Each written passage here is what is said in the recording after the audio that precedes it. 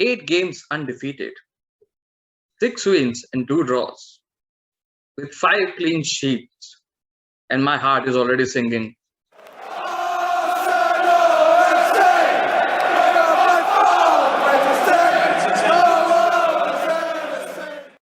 Well, Arsenal has defeated Leeds United 2 goals to 0 in the Carabao Cup, thereby booking a place in the quarterfinals of the competition. Now, this match was important for us because it gave us the opportunity to see a lot of our backup players in action, to see whether they are deserving of a place in the first team or not, to see whether they can be relied upon when we need them. It was also an opportunity for us to see whether the Mikel Arteta effect is taking hold of the entire squad or not. Ben White and Emil Smith Rowe were the only two regular players that featured in this game for us, and Ben White was particularly impressed with his performance, showing great ability to carry the ball through the midfield. His reading and understanding of the game was also spot on. Unfortunately, he had to be subbed off in the second half, but Mikel Arteta has assured us in his press conference that it was just a bug and not an injury, so it's not a big problem for us. Emil Smith Rowe was his usual self, full of ideas, full of energy in the midfield, and this is the player who seems to keep getting better and better with every single match. And whenever someone shows that kind of growth, there is no telling to the level that this guy can achieve in the future. The best thing that I like about his game is that he takes the least number of touches to create a forward action. Whenever he receives the ball, he always seems to know what to do with it. Either he'll find a space and drive in through that space with the ball, or he'll find a pass to another player who is in a better position than him. It reminds me of a young Ramsey in a way. You remember Ramsey of the 2013-14 season when he scored 16 goals in the league? I can see Emil Smith Rowe easily turning into a player which can provide us 10 plus goals and 10 plus assists in an entire league season. Speaking of other players, Bernd Leno started in goal for us in this match, and he had a very impressive outing out there. He made some great saves, was particularly commanding of his box. Even his distribution in the game was very good. Talking about the goals now, our first goal came through Callum Chambers, who came on as a substitute for Ben White and literally scored with his first touch in the match. Now, more than the goal, what I liked about it was the celebration, was the way that entire team, entire squad celebrated this goal for Callum Chambers, even Mikel Arteta for that matter.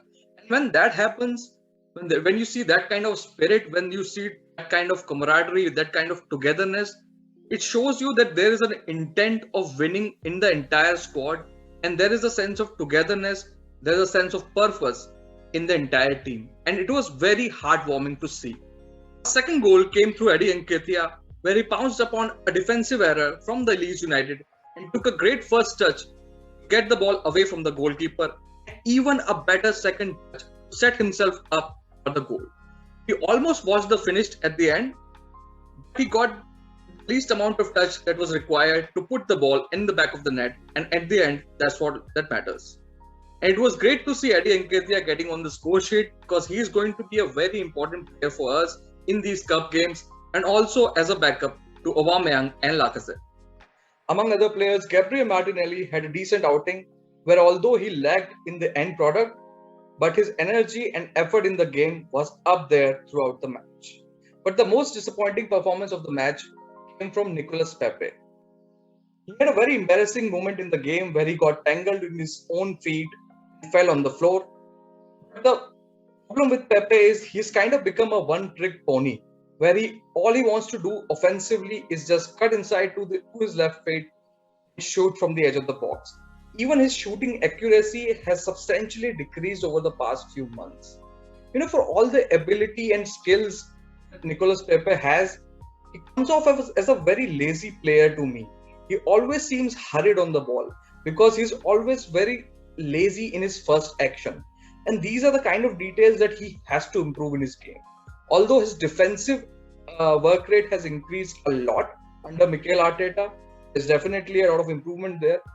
But offensively, he needs to get more focused. He needs to get his concentration levels up there for him to become that player that we all know he's capable of becoming. Otherwise, he's just going to be a talent getting wasted.